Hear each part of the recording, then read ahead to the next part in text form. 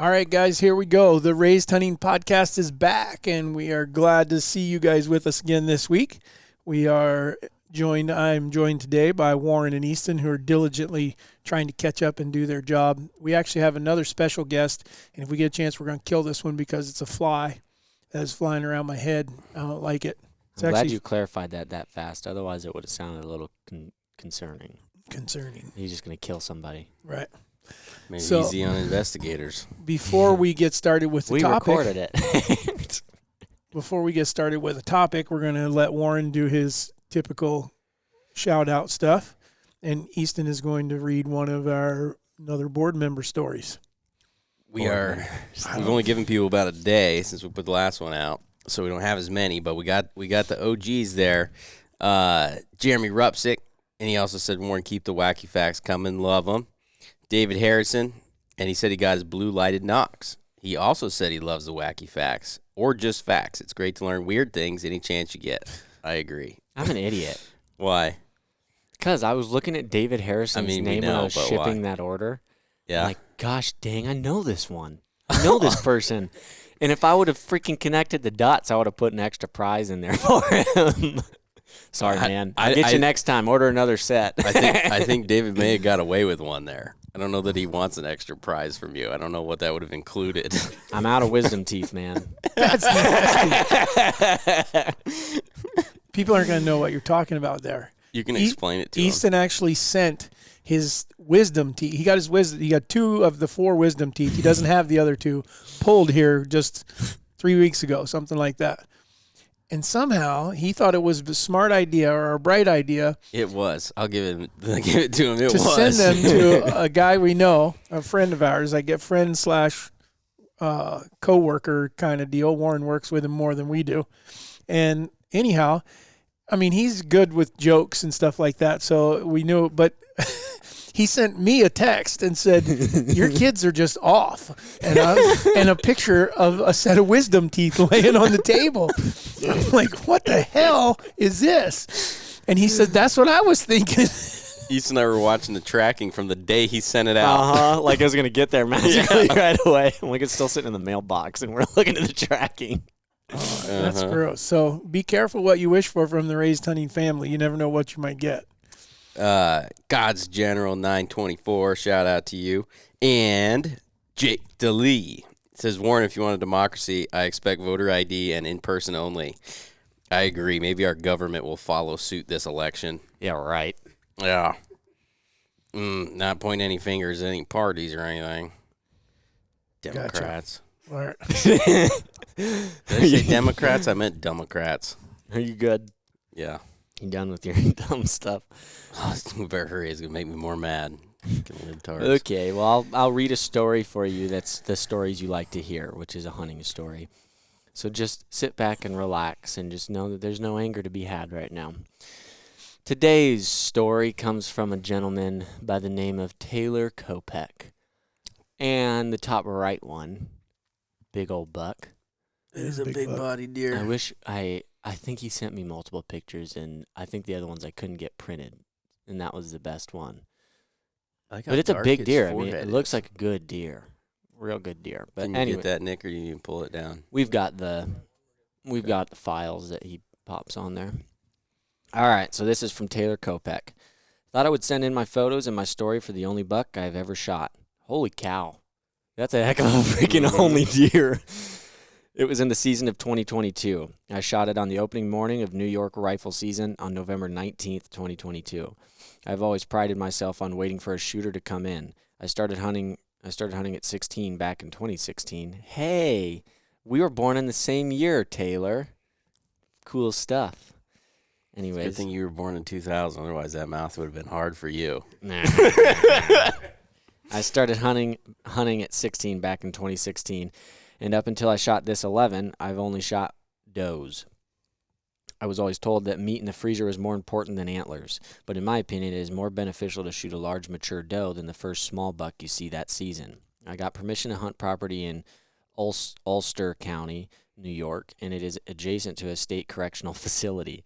I ended up naming this buck the Convict. That's freaking cool. That's got to be one of my favorite names for a deer. The morning of the hunt, I got to my stand around 6 a.m. Sunrise is around 6:35 that day. But I'd just gotten back from hunting my property in the Adirondacks. I don't know what that is. I'm assuming it's That's somewhere. mountains. Adirondacks? The Adirondacks are those Did I say it right? mountain range, yeah. Interesting. In New York? Adirondack You Mountains, never yeah. heard about the Adirondacks? Is it like the Never seen those pictures back east of all the really pretty trees in the fall but it's like mountains. No. What's the ones that's by Virginia, the real old ones? Blue Ridge Mountains or The the Blue Ridge and the Appalachian Mountains, yeah. I thought those were the only two over there. Anyways, and if you have never been up there, it is a very, very tough deer hunting area. Being back in the Hudson Valley region, I was hoping to get my hands on this buck who had been plaguing this property with scrapes and rubs always all over my cameras chasing does. A group of about 11 does came out that morning, and not long after that, the old convict came grunting through the woods with his nose to the ground. Oh, boy. I stopped him about 25 yards from my stand and dropped him. Always great listening to your podcast. You don't have to use my story. Just figured I would share it with y'all since you have become such an influential part of my hunting career. Well, we are going to share it, and we just did because it's a good one. So thank you, Taylor. That was a very interesting one to read, and I'm glad that you captured the convict because he didn't need to be out there. That reminds me of Blake Shelton's song. Yeah. Old Red. Old Red. Yeah. Yeah. That poor buck was just looking for a doe. doe. I'm telling you, man, if you ever want to kill a male anything, you just need to go to the woman. Just go find where the women are at. You got them done. I think that's common knowledge by now. Pretty much any species. Literally anything of a male. It's just embarrassing how easy we would be to kill. What about ducks? They're followers, eh? So you just get group.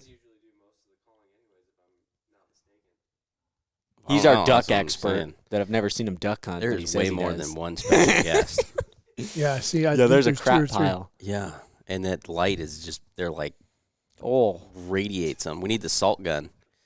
Gotcha. Ooh, that was brighter than All I was right, anticipating. well, let's get rolling here. Let's introduce our topic for today because it's a good one, I think. So what we did was we said we were going to come up with, and we limited it to 5 years, right? Had to be within the last 5 years. I didn't know if we did or not. I wrote down. I think, or just make sure that it was different than the very first episode we did of it. I did. Okay. If you can remember what it was. All right, so today we're going to share. We get a lot of questions from you guys asking to share more stories about our hunts and things like that. So today we're going to share with you. Each one of us have kind of picked our most memorable, or for whether that's good or bad. It could be for any reason, but whitetail hunt. And then where we talked about doing a turkey too. We'll see if we got time to do. I think no one cares about turkeys anymore. We've talked about them too much. What if we did one that was all? Wait a minute, that is not a democracy. You just decided like immediately that I vote yes for turkey. We got Easton Jong-un over here, so And now Warren I'm going to be Warren Jong-un. Jong-un. Dang straight. We should do one that was. We should see what each of our favorite memory is of a hunt that we were all on. I'm just going to move this red button away from you. Instead of turkeys. It's a little too easy access. So our most favorite hunt that we were all together on? Our most favorite hunt or outdoor experience that we did as a family, or at least the three of us. But most of them probably would have been when Mom was with us too. Yeah. Well, mine's easy on that one. Well, let's go over topic one first.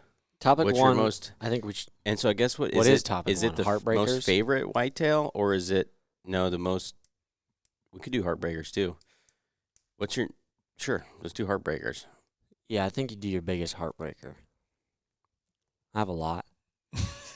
I've got two. I know that there's more, and I rattled What's three your first off. one? And I got a heartbreaker. And we're doing deer. Okay, I know which one mine is. oh, I think I do too. No, you don't. I bet you don't have an idea. Wait, hold on. Let me. Obviously here in Iowa. Mm-hmm. How recent? I don't know, 5-6 years. Actually, no. I just topped it. Just topped it. 3 years ago. 3 years ago. All right, let's hear it. It's got to be. I've got 2 guesses in my head, but if he's saying that, I don't know. My numbers are off. 3 years ago would have been base drop, wouldn't Yeah.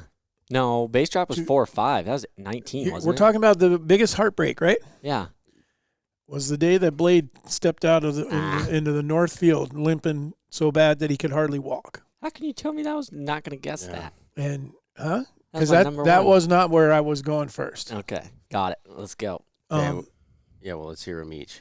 Well, so my whole point is that I still second guess myself whether we should have got it. I don't think that we had any other choice to get out of it. So we better describe what ended up happening. So we had a deer that the year before I passed him at. When I say I passed Go the grab deer, his shed. I'm talking 10 years old. I need to bring his match set in here. Yeah, but so the year before I passed this deer at 10 yards, 10 or 12 yards, and he was there for 15 to 20 minutes because Waylon filmed the entire time. I mean, so I know he was there that long. Making a scrape, I mean, could have killed this deer. He was in the mid 160s, judging from the shed that we did pick. We picked up one side. That was not. Was that the year that we found the shed too? Yes. It was. I thought it might have been the year after. No. Okay. No. He was in the 170s because the other side was bigger, I think. Yo, I know the other side was bigger. This side is 76. So he's in the 170s. He's Probably, pushing it. Yeah. But Yep. but we truly felt like he was only 3 years old. You know, and so I elected to let him go.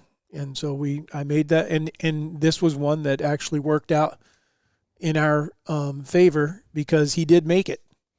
And he made it into the next season, and then the next season he was a little bit bigger. Maybe not. I don't know that he score-wise was a whole lot bigger, but he was somewhat bigger. And so he was probably still in the 170s, you know. But anyhow, he had just become a deer that he was local. He was right near my house, and so I had decided this is the deer I want to hunt. And then the following year, he doesn't show up like he normally did. I mean, he had done this for 2 years in a row. This would have been the third year that when I started hunting him, where he normally would show up mid-September, and then he was there and usually stayed through the rut, you know, and he doesn't show. We get into October, we're hunting season. We're doing some hunting. We can't find him. No pictures of him. Don't know where he's at. And so Nick, our cameraman, we let him hunt. And so I was filming Nick. Nick shot a deer. Long story short, Nick walked down to see if he could find his deer. I stayed at the tree. Next thing I know, Nick is like motioning to me something, and I can't. He's got a microphone on, and we're trying to converse. I can hear him, but I can't answer him. And so he's telling me that Blade is laying 50 yards or 60 yards from him, just laying there. And he's walked up on him. And I'm like, what in the world? At the time, I don't know that's what he's saying. I just know that he's pointing at something. Because you had no pictures of him, had Nothing. not seen him. Somebody had told you that he was there, though. No, you kept saying he's around. Well, we all said it, but none of us had proof either way. Right. Dad was convinced he was dead already. No. Yeah. Well, anyhow, long story short, Nick gets back to the tree. Nick's deer is dead, but we can't go get him because Blade is literally, now Nick tells me what's going on. Blade is laying there. And so I'm like, what are you talking about, man? You know, we gotta, like, your shirt was him. And he's like, yeah. And he starts pointing. And I'm like, wait a minute, I can see him from here.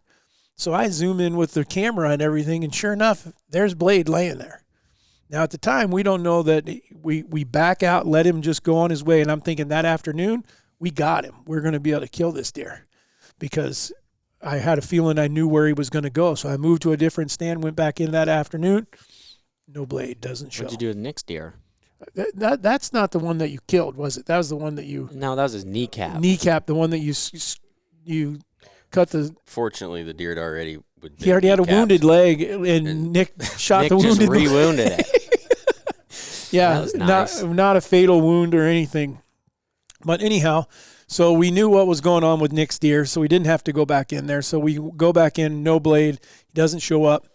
Still no pictures of him, but now I'm going to start hunting him, you know, I mean, and I don't remember how many days from that day to the next time that we saw him, but Eli was filming with me that day, and we're in the tree, and we're probably 300 yards from where Nick and I saw him. And so I'm in the same stand that Waylon and I had filmed him the year prior. And so anyhow, I just told Eli, I was like, there's a buck over we have a food plot we call the North Field. And so I told him, I said, there's a small buck over there, and it was a pain in the butt buck. I've seen him numerous times, and I'm like, I don't know what he's doing, but he's all bristled up. And so there must be another buck there, but he was just, and I said, wouldn't it be crazy, because this deer is like 110, 115, a little, not a very big deer as far as Iowa goes, probably a 3-year-old. And so anyhow, I'm like, wouldn't it be crazy if Blade came out of there? And Eli just kind of laughed. And it wasn't 5 minutes later, I'm like, okay, here comes whatever other buck it is. And about that time, out comes Blade. But what's going on is Blade has injured one of his front legs. I think it was his front right, wasn't it? Yeah, front right. Front right. And to the point where he can like put no pressure on it. He wants nothing to do with this other buck. This little tiny buck is walking him off. And I'm like, oh no. I mean, he is wounded bad. And I'm looking at him through binoculars. He kind of turned so I could see all sides of him. No blood, no nothing. I'm assuming that just from what I could tell that he broke his leg probably in a fight is what I had to guess. That another buck broke his leg. There's tons of things that could have happened. He could have got hit by a car, but my point is it did not look like a wound from a hunter. An arrow or something. Yeah, an arrow or a bullet or something like that. No, it didn't appear that way. So he comes across the field coming toward us, and I'm like, holy cow, that little buck's going to run him right to us, and we're going to get a shot at this sucker. And he stops at about 85, 90 yards and lays down. And I'm like... In the timber. In the timber. Not in the field. Not in the field. He crossed the field, got out of the field. The buck left him alone, and then he just bedded down. And I'm like, man, I wonder if he's hurt that bad that he can't go very far before he has to lay down each time. Because this is in the evening. I mean, this is like an hour before dark. And so it was kind of an odd time for him to be bedding. And so anyhow, I'm like, all right, I'm going to make a decision here. I'm getting out of this tree, and because where he was laying, I could get a tree in line with him, and I could walk right to him and probably get within 30 or 40 yards and be able to get a shot at him. And so I told Eli that's what I'm doing. And he's like, what do you want me to do? You want me to come with you or stay here? And at first I thought stay here because the way he would be able to film the whole thing. And then I'm as many times as we've done spot and stalks and stuff like that, I'm like, if he doesn't come with me, stuff goes haywire. He's not. We're going to kill this deer, and we're not going to be able to see it. So I said, "Come with me." So we both climb down. We watch the deer. One of us climbs down. The other one watches. He doesn't get up. We get to the ground. He's still bedded. We start inching forward. He's still bedded. All of a sudden, we're standing there, not moving, and we see him get up. And he's probably 75 yards now, but he's feeding. And I'm like, all right, this is perfect. And he's kind of angling from right to left through the timber, just taking his time. Was he heading towards the stand? No, he was just heading across from us. So we kept inching up. And so I ranged a couple trees around him now, and I'm at like 56 yards or something like that. And I typically don't shoot very far. 40 yards and under is my go-to thing. But I had told myself this deer's hurt so bad that if we can get it to 50 yards, I'll shoot. I will, if I can get the right shot at him. I just need to get to the 50-yard mark. And so we scooted up a couple more times. We're at like 52 now, and he's just feeding or whatever. And I'm thinking 2 more steps here, and we're going to be there. We're going to get a shot at this deer. And so I get those 2 steps. I'm there. I'm waiting on Eli to make his little move to get where he's comfortable. And all of a sudden, he just picks his head up and stares right at us. And I'm like, what in the world? And go back and look. I think he sees camera movement. I think he sees me and Eli both trying to get to the same spot. And I'm standing there at 50 yards, and he's standing there now staring at me.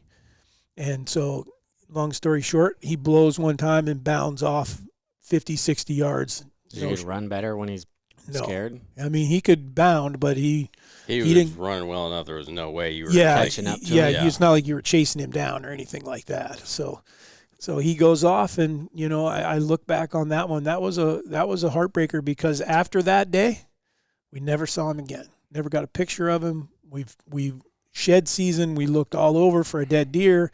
We looked all over for sheds to see if he just moved out of the area. What would you have done different? I don't know. In hindsight. I don't know that possibly left Eli and so there's just one guy stalking. That could have been the difference maker. I would have said you leave Nick in a stand the first time. Go get your bow.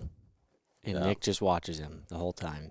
Yeah, but at that time we didn't know he was injured or anything either, though, too. And so I would have been thinking of that whether he was injured or not. Yeah, well, I didn't. Because he betted because it sounds like he was in a good spot to stalk him. Not really. He was laying in the creek bottom there, and he could see. I mean, we could see him clearly from 125 yards away. So I don't know how close I could have got to him. So anyhow, I think in hindsight too, I'm wondering if he broke that leg like right when you guys saw him, you and Eli. It was so that's what I thought. Because it seems like pretty quick they figure out how to kind of do it. Navigate and his head would almost touch the ground every time he took a step on that side. Right. I mean, he hadn't figured out how to walk. Yeah, he had not figured out how to get around with it. For anybody that is watching, YouTube guys or Spotify, whatever, this is the shed from Old Blade. The year before the broken leg, obviously, bigger. Which was pretty incredible because we do have video of him when Dad and I were turkey hunting, and his bases are massive, were huge. Yeah. I mean, it was in May, and I mean they had to be him. It's the only deer I've ever said that where you can only see this much of his antler, but I mean it's like, they had to have been. They look like they're almost inches. touching. Yeah, it was insane, unreal how freaking huge the bases were. But that was a heartbreaker. It still is a heartbreaker because it's one of them that we'll never ever get the answer to what happened, what truly happened. A couple neighbors knew about him as well, and so we've all shared information. Everyone's looked for a shed. No one's found anything. No one's found the dead body though either. I don't know because East and I each think that we saw him during that shed season. Last year? Yeah. Yeah.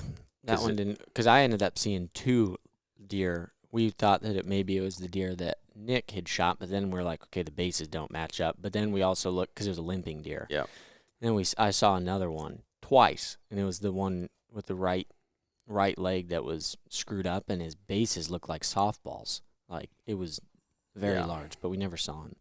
But he was being weird that year, too. I mean, we didn't have any pictures of him before we saw him. I don't know that you ever had a trail camera picture at all that year. No. So he was there, and there was no evidence. Yeah. Yeah. Okay. Tough. That's a cool deer, though. Which one you want to go to next? One of your heartbreakers, or do you do one of his pinnacle deer? I could do a heartbreaker. Okay. I have 2 of them. One of them I would classify as a heartbreaker, but it's not like I screwed something up necessarily. And that was Elway, the buck that we've discussed multiple times on here. The same deer that Joseph passed at 15 yards because he was trying to do the right thing, which in his head he did the right thing. And I appreciate that, but I don't. I'd rather see him shoot it. But that deer ended up living to the next year. And knowing where that guy killed him, the neighbor ended up killing him. I was trying to sit that stand that night that he had to have come right under my stand, but I didn't have the right wind, so I was out of there. And so he had the ability to go right by my stand and then cross the fence, thunk, to the right wind. So that one was tough. But the one that I think that was a screw up that I would possibly change, and it was an interesting story, is Morphe. And that one, mainly because Morphe is a deer we named after I shot. We named him Morphe after Morpheus from the Matrix. Because this buck, freaking... I'm not one to sit here and tell you there's many animals out there that if you're shooting them at the right distances are really going to be able to completely duck and miss getting hit like that. But if it wasn't for Warren, I was shooting in the yard like trying to figure out how I missed so bad. And I was going nuts because I couldn't figure out how I missed this deer. But anyways, it was actually me and Dad sitting together, and we had gone to this stand in the morning. So he hit the pavement for everybody that's listening. Like the deer got down. Yeah, he got ducked. down, Yeah. like More than 12 inches. I couldn't believe it. And he was calm. I couldn't believe. The only reason I could believe it is because the video. Warren showed the video and he slowed it all down. I was like, holy crap. But anyways, it was one of the most. There's only one other day I've had that would ever match up to the rutting action in deer and caliber of deer that we were seeing from one stand. And me and Dad saw, the main one that morning was a buck we called BZ, Browzilla, because he had like freaking 20-inch eye guards, not actually 20 inches, but they were like very 10. large. They're I probably mean, 10. Probably 11. Yeah. I mean, They were giant. and the deer's big. I don't know how big, but he would have been 70s to 80 as a 9. Yeah, he was monstrous. And me and Dad are sitting there, and if I remember right, we saw a couple does come out in the field, and then he popped out. BZ did. And me and Dad are like, holy crap, this deer's freaking huge. Like, we're going nuts. The deer's only 200-300 yards away from us. And the coolest part about that was that right behind him was at least 3 that I can remember off the top of my head that were either well over 150 or pushing 50s, and then another like 130 and a 140. There's 5 total bucks that were trying to take his doe. And they were working together. Like, one of them would go to one side and like screw them, and then the other one would try to come in from behind and get a doe. There was no chance of getting his doe. Right. So that was very cool. But while all that was going on, we could still see him all out in the field, I think, is when we saw Morphe go by. Yeah, he crossed to the top of the hill up there. Yeah, which was further away than where we were going. He's going right to left, and the timber that he's going into, a lot of those deer I've had come up the timber, and you can't see them or anything until they get to right there, and then they pop out, and you can shoot them. But we actually, I think we got out, didn't we? We did. And we came back in. Went to lunch. Yeah, we got out and this deer was, if anybody knows me and my taste is typicals. And, oh, man, if you give me a typical 12, never have I killed one. But a typical 12 is like that's my dream. And this buck was a typical 12. And he was perfectly symmetrical. He was gorgeous. He was probably looking at it now, like, low 60s, you think, or high 50s? Probably low 60s. She's a big deer. He would have been my biggest at the time. Probably not more than 2 inches of deductions. No, I mean, he was perfect on both sides. Yep. And so me and Dad got out because we gave him some time, hoping he'd come up that bottom. He didn't. But we slipped back in there that evening, and me and him, we could hear him for a long time. And I think he had just bedded in that timber, and to be honest, to our grunting or coughing or nothing. What? You could No, I hear him walking. rustling in the leaves. Or raking a tree and stuff like that. You could tell there was something in there, and it didn't sound like a squirrel. Yeah, it went long enough, though, that we're questioning, is it a squirrel or not, because we're not seeing anything, but we can hear it. And we kept watching. I mean, it's thick right in there. I could only probably see 60 yards. And after a little while, I'm just staring over there and caught a glimpse of a leg going by. And I said, all right, Dad, I don't know what it is, but there is a deer, and we can confirm that it's a deer now. And it was coming up to our right, which would have put him right out in front of us. And takes his sweet time. I mean, it was probably like from that, it was probably 5-10 minutes before he finally popped out. And when he popped out, he's at like 50 yards. And I'm like, and it's this deer. It's Morphe. It's the 12. And I'm like, oh, let's go. This is going to be freaking nuts, because the way he's walking, he was going to end up walking closer than what I was anticipating. Well, he's feeding out in the field, and finally he's like, it is very clear that he is going in the direction. I mean, he's doing one of these just real slow walks, but he's just consistently going. And he gets to 41. And calm as can be. I mean, he's taking a step, eats for 10, 15 seconds or something, takes another step, same thing. So I look at Dad. If it tells you how slow he's going, I look at Dad and tell Dad while the deer's at 40, I'm like, I'm going to take it. I think I can do it. He's super calm. I know I can make the shot, but mainly him. He has no idea anything's going on. You thought he was in jump fence or something, or he wasn't coming in closer? Originally, I was trying to wait for him to come in, but then he had finally gotten to the point where he was like, he had gotten to 41, and he was not getting any closer. And it wasn't a matter of he wasn't getting closer because he caught a wind or caught something. It was simply in the tree where you were in. You know what it is, but to describe to the people listening out there, it's you can't call to him or something like that. We're in the wide open, you know. In an island. We had a pinpoint. So us I right mean, away. there's nothing you can do. But that was why he was so calm, is we hadn't been calling, nothing. He was just coming through there. Yeah. So I just told Dad, and Dad was, you got it. Yeah, I know you can make the shot. And so I got the full draw, obviously, and I went through my head intentionally. I'm putting my 40-yard pin at the bottom of his heart, like as low as I can possibly go without feeling like I'm holding off of him, because I knew that if he doesn't do anything, we're golden. I'm going to smoke him. But if he does, I need to be able to aim low. It's 40 yards. It's a shot. So I shot, and it felt freaking perfect. Everything felt good, and it went right over his back, didn't touch him, nothing. And I'm like, what? How did I screw that up? I think that's actually what I turned around and was looking at you like, I have no idea how I missed that. No idea. He was calm. I took my time. I felt like I was shooting a freaking target because I had so much time and could walk through everything. And we left and got out. And then I was done. I was very angry, and I was out shooting my bow and stuff, which wasn't making sense because I was smoking the dot at 40 yards. And Warren said, "What are you doing?" And I told him I was shooting because I don't understand how I missed this.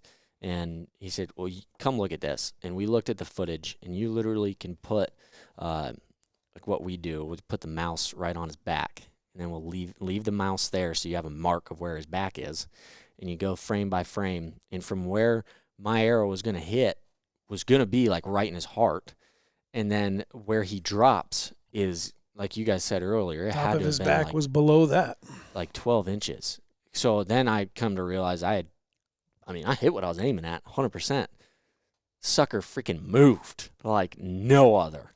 But the biggest heartbreaker part about that was he's not that he was the size, but he was my dream buck. That was a deer that I've always wanted to go after. And number two, can't guarantee it, but I'm quite certain I saw him the following year, that summer, and he had blown up. Like I'm looking at a perfect typical 12, identical to him at 180s, like no issue. He was massive, and that was even worse because like a year later, I'm like, oh, and I couldn't hunt him. But if you killed him, he wouldn't have got to there anyhow. So no, but I wouldn't be crying about it either. So. But that one was my tough one that I felt like I made a mistake on. That was a heartbreaker. That was a fun. That was a cool hunt. Fun to hunt there with all the bucks that we saw. Was that the same one where I farted through the grunt tube on it because it was frozen? Think so. I didn't actually fart through a grunt, but I was trying to blow my grunt call. It was frozen solid. Some liquid had gotten in it, and it sounded like a freaking like I ripped one in the tree. All right, it's your turn. I'm thinking of 5. I can think of 2 right off the top of my head. But I'm not gonna. I won't go into long things on all of them. What 2? Ralph and Junior. Junior, not really. I figured Ralph would be more that you invested more time in, not necessarily more time, but was capable of doing so. Ralph is a heartbreaker, but at the same time, if we talk about when Ralph was big, I could have killed him the year when he was about. He probably would have been high 70s, maybe even touched 180. I don't think he was quite that big, but he was probably mid to high 70s as a typical. And Bryce messed him up, my camera guy at that time. He was a straight 10, wasn't he? No, well, he had 2 little kicker off his G2. No, he had 2 little G5s. Oh, remember so he started to bend that? Too? He had just 2 little, but they're like an inch or 2. Oh. But I'm just going off of his shed. Yeah. And he was a little bit bigger than his shed, and he was 20 inches wide. So that year I could have killed him, but that wasn't when he got really, really big. When he got really, really big. Is that when he had the G2, the kicker off the G2? He had it for 2 years after that. But yes, when he was at his biggest, he had that gigantic kicker. He had a split G3. He had G5s and a split G3 on the other side. And I think he was 200. I think he was definitely 200. And I don't really know. I only saw him one time that year, and it was with you in the headlights when we came out. Remember driving through the field? Mm-hmm. That was the only time I ever saw him. We had pictures of him and stuff, but I also killed Bullwinkle that same year on like the 22nd of October or something. Those were the 2 deer. They were on the same farm. Yeah, they were on the same place. Both the most difficult deer that we've had to deal with in a long time. Yeah, both of them. so then I hunted Ralph pretty hard the next year, and he still was just. I did see him once on like the 28th or something, and he was just a freaking really difficult deer to. There's nothing that I can think back of and been like, oh, Warren, if you'd have done this, you'd have killed him. Like nothing. I could have shot him when he had no antlers. Well, you also almost shot him too when he was, but I think he was 4. Yeah. At that time. Yeah, and he was 172 from the sheds that year when you almost shot him. Yeah. As a 4-year-old. So that was one of them. He was one of them. There was a deer on the same place the very first year that we had it. I don't know if it's really my heartbreaker, but a heartbreaker that nobody in the family really pursued this deer. Because looking back at the trail camera pictures and everything, I think he's 190-plus inch deer. If not, he might even be 200 because he's BG. Big. He's got BG mass and more points, and they might be longer. I mean, he's a freaking toad. And we had pictures of him on, like, October 25th in broad daylight. And there was a couple other places we had pictures of. Like I go back at now, and I look through the pictures, and I'm like, oh, God, guys. If we'd have known what we were doing, we would have, if it was, you took next year and we had that same deer, we'd have killed that deer. One of us would have killed him. So that one kind of hurts just because it was freaking huge. And then the reason we know that is because I don't know about a neighbor or who he is, but someone killed him. Or someone found him during shed season. And the story that we got back, we tried to get him we asked if we could come see the deer, and the guy wouldn't let us. I don't know the guy's name or anything like that, but anyhow, the story we got was that he shot it, lost him, and then found him during shed season. Wonder why he wouldn't let you come see him. I don't know. But I think too, like, we had those pictures early enough and stuff. I don't know why we didn't. Knowing what we know now, we would have been like, oh God, we got to be hunting this deer hard right now, right away. We were just, Dad and I were like, holy shit, that's a big deer. And that was it. Because I didn't think that the pictures that we had on the camera when you're talking about in daylight hours, I thought was bullwinkle. I didn't think that we had pictures of him there. I told you it was the only bullwinkle. 2 times that I remember was at that scrape, and both of those were at night. Yeah, but he didn't. No, that doesn't mean he believed you. If you remember, we were in the truck checking the photos. You even said, "Who's that?" I don't know, but it's a big deer. Oh, he was huge. And then we're like, "Yeah, it's a big deer." And then that was about as far as we ever took it. And then looking back, I'm like, "What the hell were you guys smoking? Thing's flipping huge." He was really big. So that would have been But back then, though, I guess kind of in our defense, we didn't know what we were doing either. But we also had other big deer. Yeah, nothing that big. Nothing that big, but it's still 100. We hadn't killed very many. I don't know that we'd even killed a booner yet. I know I hadn't. I don't know that I had either. And so I can guarantee you I hadn't. So my point is that when you have a 170-inch deer that you think you're close to over here and a 190-inch deer that you have no real understanding of, I'm hunting the one that I feel like I got a chance of killing. Yeah, agreed. I'm just saying we know now. Yes. That we know now if we had that same scenario and any of us went and pulled that card this next year, the chances of us killing that deer, because those were daylight photos, higher. He was in the middle of a flipping field, were very, very good. So that one's a bit of a heartbreaker just because it's like the timeline of it. If we'd have had a little bit, another 2-3 years, we'd have known what we were doing and we would have killed a slammer. The third one's freaking hammer. And he's another one I don't really know that I can do anything about it, but it was when you and I think Don might have been with us too. When you almost killed the muzzleloader? Yeah. No, just me and you. Was it just you and I? Mm-hmm. Oh, I'm pretty sure it was him. I can't say 100%, but this deer would only he would only come on to us during the late season, December after. He knew when shotgun season was coming, and he would move on to our place. And then he would stay on us until shotgun season was over, or even through shed season. But he was a super smart deer. This deer was not an idiot. And we would only get him going, we call it the road. It's just like some little crossing between some of the main bedding areas, and he would always go south. It was the only direction he'd go, at least that we knew of. He would only go south. But I had pictures of him one time. Obviously, he'd have to go a different direction to get back there. So I'm talking in the afternoons because we were always hunting him in the afternoons. But I had him one time 5 days in a row, an hour after dark, within 5 minutes of himself on the same trail. And I was like, this deer might not be killable. Like, he's legit waiting an hour. I think he was bedding very close to there. And so he's waiting an hour after dark. Then he gets up and he goes and does the same thing. Like, he's figured it out. But Dad and I had a great night. Super cold. Weather was really good. And we had, I don't even remember how many deer. It was a pile of deer. There was a bunch of deer. And then, so it was kind of like, and both of us, I think, I had the feeling that night. I don't know if you did. But I just, like, had the gut feeling. I was like, oh, man, this could be it. And I remember I just keep watching. Here comes another one. And I told him, I said, okay, there's a big deer. And it was either him or Ralph. Because Hammer doesn't seem as though he would appear that big, but his frame is actually pretty large. And this is the one that we're talking about, the 4-point antler that's 4 pounds or whatever. And this was his biggest year. So he was in the mid-70s as an 8-point. He was probably like right at 170 with his kickers and junk and stuff. He was like probably mid-70s. And he was coming right down where he needed to. And then the freaking farmer pulled up to go feed cows and ran them all off. And then we never saw him. I mean, he ended up getting killed next year. I'm saying the rest of that year, Dad and I hunted it several more times trying to kill him, and no luck. Yeah, it was horrible timing. I mean, the farmer was about 60, 70 yards from us.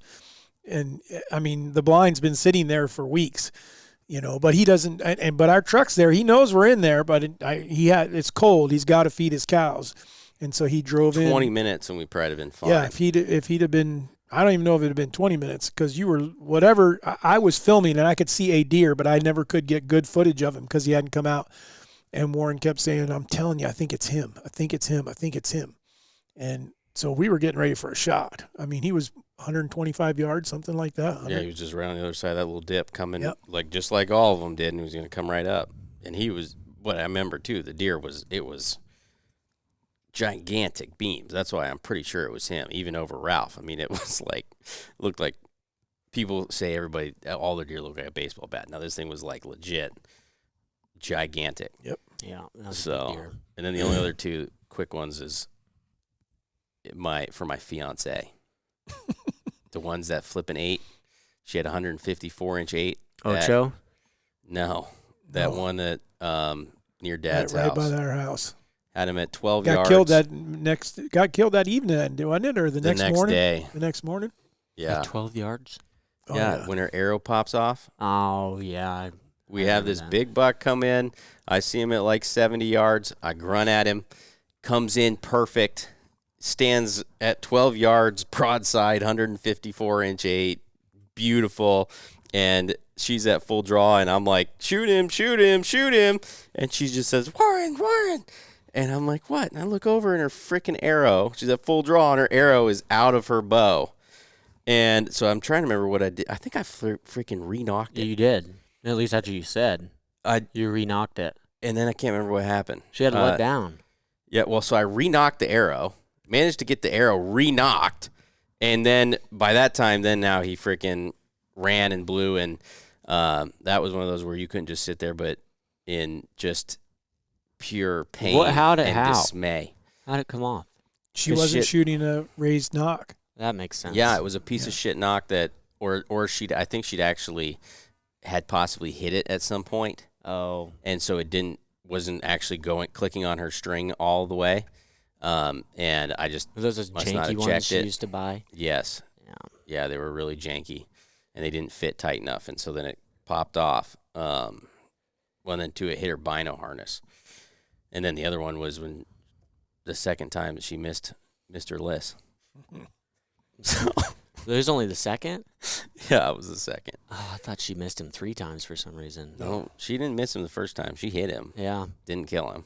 Obviously, he's you all still know with Mr. us. Liss. He's the warrior buck, if any The of you guys one-eyed have warrior seen that's been around now. He's going to be 9. He's got to be 9. There is a reason he is called Mr. Liss, because that woman and him have a connection. Might not be a good one, but it is a connection. So Maybe this hate year. that deer. She's running out of natural age here. He's going to hit that mark here soon. He should just walk over and lay down. I told her, I said, she's like, I want to try to hunt Mr. List this year. I was like, you're going to have to, or the dude's going to be dust here soon. I mean, old. He's freaking ancient. But if you really went back, though, the one that is the biggest heartbreaker of the family, though, has got to be Junior. And I think that because you and Mom had so many encounters. I don't know if we could have killed him the year that he was the biggest, though. We never had a chance at him. Well, the year that we had Didn't kill him early, did he? No. Well, I'm saying we never had a chance at the him. hay like we bale did blind, before. though, was the year we should have killed him. Yeah. Yeah. And There should have been a shot on that one. But Yeah. he was like 170 at that time. Not that wasn't big, but he was 190 when he got also killed. would have been our biggest at the time, too. Yeah. I think. But he was, I mean, that deer made so many mistakes. And the mistake we made was not having a double bull blind in there. I had put that hay bale blind in there because there was hay bales everywhere.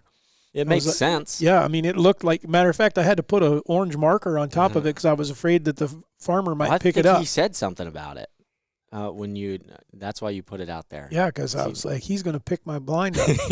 Imagine being in it and a fork's coming through. Oh, that would not be good. 7 times. East One and I year. almost killed him at midget. And he Twice, I thought. No. Well, so we almost killed him at midget. He walked on the wrong side of that tree. Came he down the walked trail. all the If way he around walked on the left side, we could shoot him. If he Yeah. walked on the right side, we couldn't. Walked on the right side. Then you and I went to the hay bale blind, and we actually went to the blind in the food plot because I told you guys, stop going to the other blind. Go to this one and try it. yeah, And you got that out. must have been what it was. And so we got there, and then my gut. No, I I told was Easton, yelling at you, too. Oh yeah, Easton was mad, but I was like, no, I can feel it in my gut. We've got to go to the hay bale blind. So we got into that blind and everything. Then we get out. Oh, my gosh. And we go to the hay bale blind. End up checking the camera at the No, food hold plot. on. No, He comes out. No, you moved blinds, and he showed up there again. Yeah. He showed up at the blind we were in. Yes. Yes. Yeah, that's what I'm saying. And so, then I was like, I knew it. I told you guys. I was yelling at Warren. I was so mad because he even waited long enough for me to get all my camera stuff set up and everything right here. No, I'm he like, showed up at the hay bale blind too, though. yeah, he did. I know he did, but I'm saying that we got set in the first, Yes. the double bull and everything. I'm set, ready to roll. Like, all right, let's do this.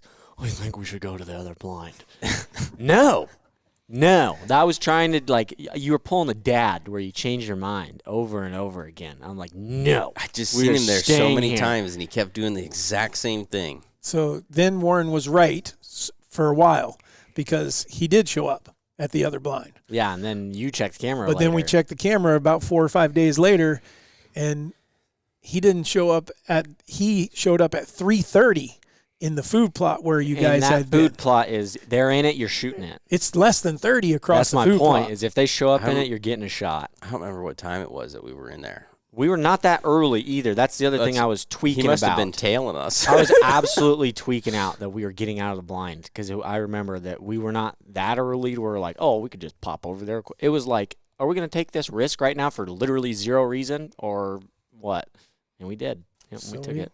So Yeah. he had It almost been paid off. Yeah.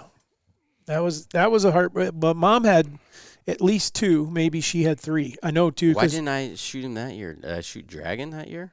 You ended up shooting dragon after you passed him and said we can't shoot that deer. Well, I'm trying to remember why Mom was sitting there. I can't remember what deer. because you if I killed shot- dragon. was That it- is Warren's goal with deer. You shot He just dragon. says- After you shot dragon, then I was like, okay, we'll see if we can try to catch up with Junior. And her and I, same thing. He was at midget, and she could see him, and he was bedded.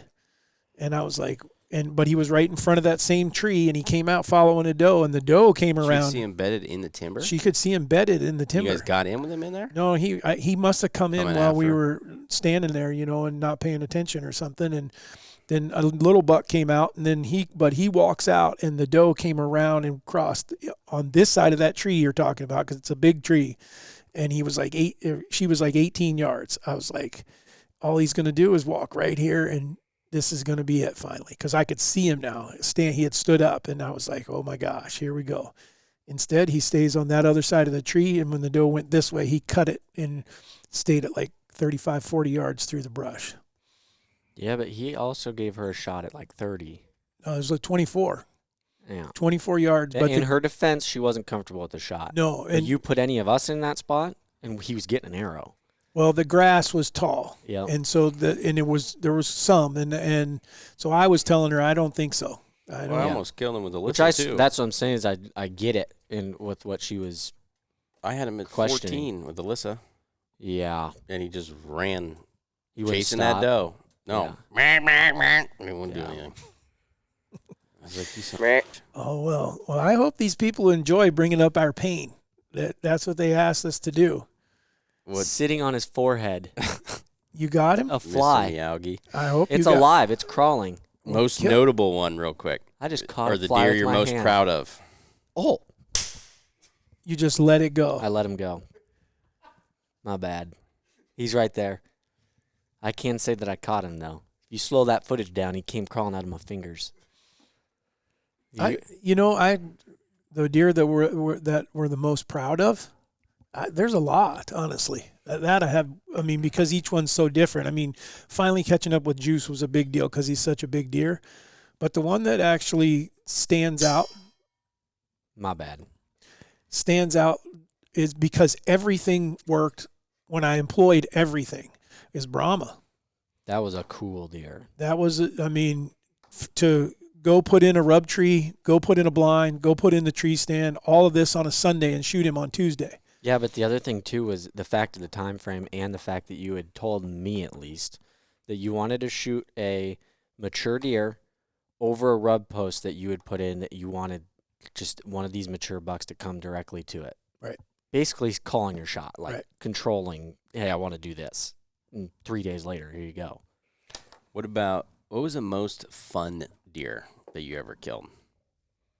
Because the one that was like the most fun hunt.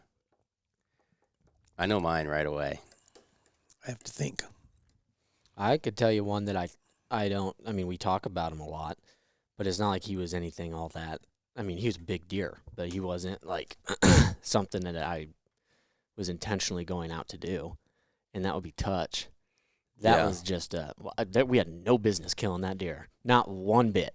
That one was pure. Besides, he was an idiot. There was one move that we made in that stand that gave us some form of right to shoot that deer, and that was the deer comes running by us, and I say, we need to wait. We're rattling at this deer, but we're waiting until he gets over the hill. And so we can't see nothing, and we rattle at him. No. Yeah. You argued with me. No. Because this is the video we have. This is when you were mocking Dad. Yeah. Yeah, that's what I'm talking about. Okay, now you need to go like this. And would you pause for a second? The whole thing, I was dead serious. You were saying, rattle at him. He'll come right on over. I said, no, we're waiting. And he went over the hill, and then I said, now watch this. Because we're going to let him go over the hill, and now I'm going to show you exactly what David Holder would tell you what to do. And that's when I started the thing. Because I was mocking how he rattles. He had taught me like a month before that. We had a situation where it wasn't like we were rattling because I think it wouldn't have lined up time-wise, but you had said something to me that wait for them to get out of sight. And that was the first one. I was like, that makes total sense to do. And then I was making fun of him because he always is like, just got to give him like a couple, 15, 20 seconds of break. Just let him think it's real. And that buck came with 3 others, came running in. But mind you, that was also right before we even saw him. I was doing dips in the tree stand with Warren. All right, guys, we're going to go for probably a 1.5 to 2 minute rattling sequence. I think it's really going to work out. Let's go, America.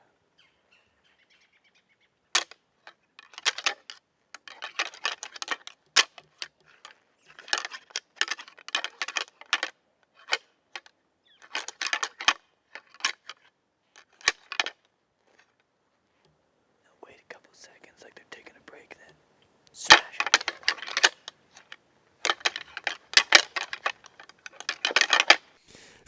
I don't know what he was doing. That deer was a crackhead, though. I think he'd have come to anything. Well, he goes with Junior. That Junior got kicked out because of him. Yeah. That's when you guys were like, somebody needs to go shoot this deer. was like, I guess I'll volunteer. I'll shoot him. I don't really care. I mean, because I was just shooting anything. And we're like, this is a killable deer, and it's way bigger than Easton's looking for. Dad says, go there, shoot the deer. Junior shows back up. It all worked. They totally used me as a pawn. But I was okay with it. Bully was the one that I thought was the most fun. That was a cool one. In the morning was so funny. Well, that was the other, when I said earlier that I have one other day that I could match to when I missed Morphe, was the morning of Bully. Yeah. That was absolutely unreal. You know what I miss about our deer hunting now? If you remember back then, like if you really think back to like when we were hunting deer back then, which is for back then would be like that was like 12 he years killed ago. He killed Bully in 13, I think. Yeah, around 13 or 14. Yes, like yep. That was your second Because year I was still Iowa, in school. I hadn't graduated yet. It had to have been your second year deer. Yep. Then. Yep. So 13 so like you'd seen that deer the year before, and then but you'd also had video of a deer up on the skyline that we all thought was huge. And I don't know if you guys had it, but I remember like we'd see all these deer and stuff that we didn't have pictures of. Our trail cameras at the time also sucked. And like you'd get this gut feeling, you know, because we were in Iowa, and it was like, what was that deer? You know, like was he 190-inch deer, you know? And there was this mysteriousness to it, you know, that you just felt at any time you really could have just a absolute slammer, and then you'd see these deer that I think we probably made them worse in our head as far as they were probably 140-inch deer, 150-inch deer, but in our minds, they were big. That was huge. 170-inch 8, you know?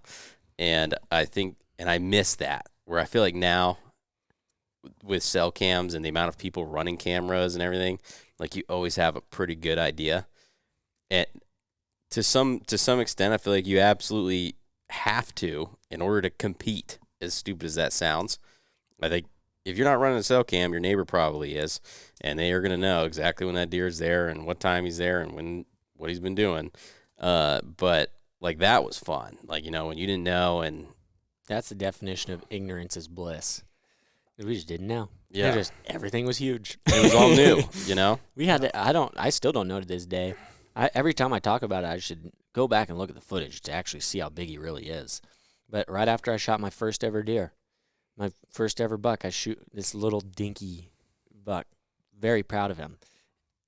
10 minutes later, I'm pretty sure he's like 50, like 150s. Yeah, he's probably mid 150s. I don't know what he actually was, because in my head, I was looking at him as a 12-year-old that has never seen deer with more than 10 points and stuff. Right. That was freaking huge at 30 yards. Well, then the one we killed then, too, with me and you, when we went back to the same place, I remember looking back at it now, we were so bummed that morning because we didn't kill about 120-inch 8 that we thought was like, that thing's a stud. Right. And then we saw my deer that we ended up killing, and we thought it was told Dad, huge. this 8 is giant. He's at least, I think we were telling you, like, he's at least 150-some-inch 8 or something like that. Oh, yeah.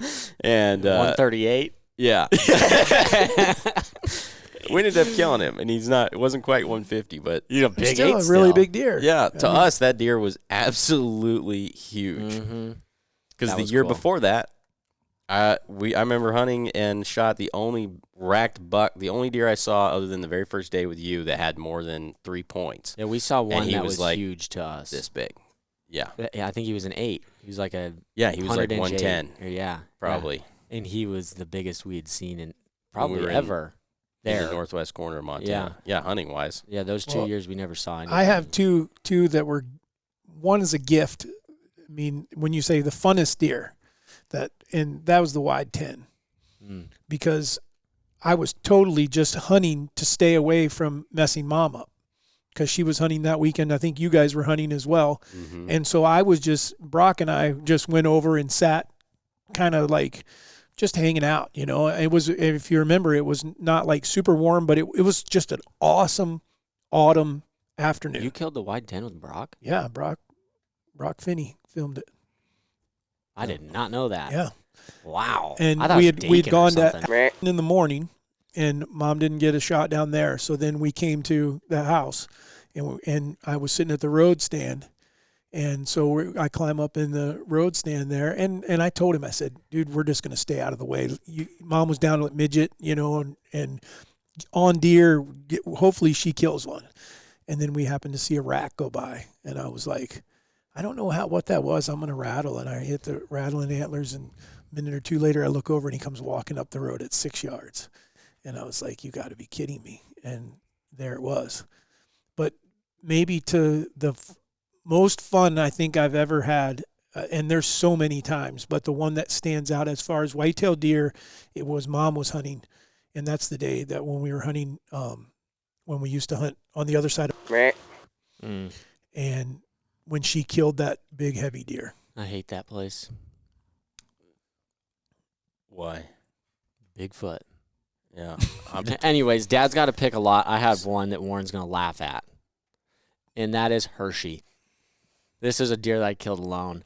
Also a deer that I avoided the entire year because for whatever reason, I am not picky when it comes to deer, but if I'm going to be picky, it's going to be a typical deer. Doesn't even have to be that big, but just something that looks symmetrical and good. And this deer is not that. He is very cool in some people's eyes and very unique is the way I put it because I've never seen a deer like him. He's like is he 12 or 13 or? Probably at 12. It's an odd number. It's 11 or 13 or something. But he doesn't have a tine over 7 inches, not one. And every tine that he does have comes up and bends forward. He's short and stubby with a ton of mass. And I avoided this deer because Warren's like, you got to go hunt this deer. I'm like, he is ugly. No. And sure enough, this was another December kill. And that was the day before shotgun season. And the reason he was so cool was because I saw a deer literally 300 to 400 yards away on the skyline, and it's maybe 15 minutes to dark. The next morning is shotgun season. I'm done. My tag's out. And I said, screw it. Got nothing to lose. And so I rattled at him, and I rattled hard because I knew I had to be loud to get it up there.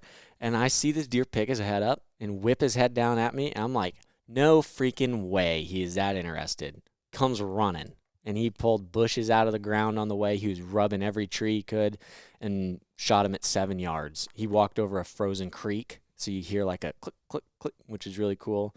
And it was one of the toughest shots I've actually ever had to make. But that was like freaking cool because Warren, too, knew. I called Warren. I said, yeah, I just shot a freaking awesome deer. He's wide. He's heavy. You killed Hershey. No, it's not him. I wouldn't have shot him. We walked over to him. That's Hershey. I said, yeah, it is. He's a beast. Yeah, he is a cool deer. But No, that was cool. I wish that we had weighed Mom's deer. That deer was huge. Yeah, he was big. He was a giant deer. But I think her and I that day, we lost track. I mean, over $20.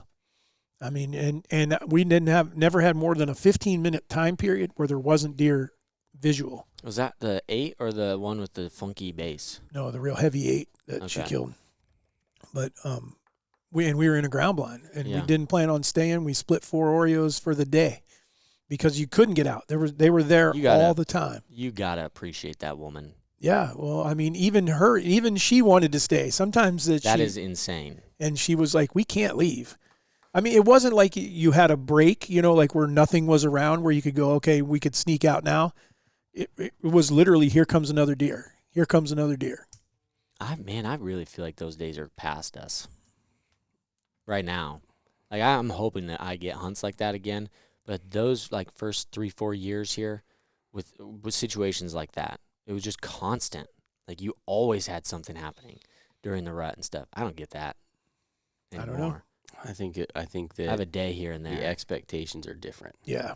I would agree with that. You saw a 200 or 330-inch deer, and you're like, killer day. Now you're like, where's all the big deer? No, well, not for me. I'm referring to the fact of just consistent, like, bucks running does everywhere. Like, it was mayhem.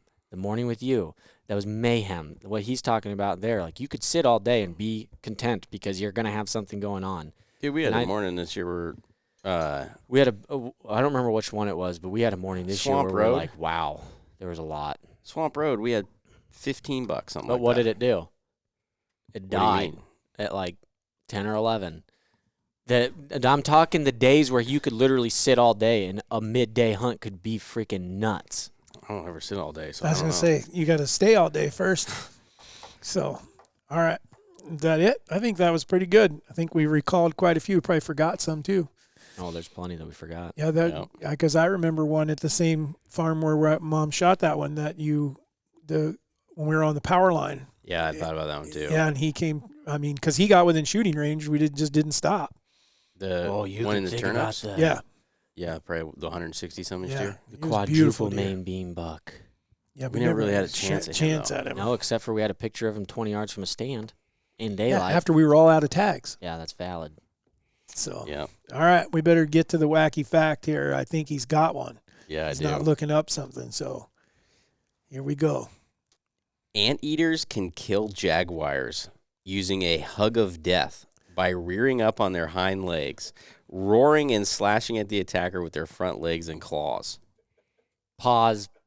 The more you read onto that one, I want to know the freaking source. Google. Give me the source. Google. That ain't that. Dude, I agree. That's got to be a green. Yeah. No, I'm saying that it sounds so nuts. An anteater. You're telling me it takes a jaguar? Jaguars are the ones that also will freaking jump out of a tree into the water to kill a croc.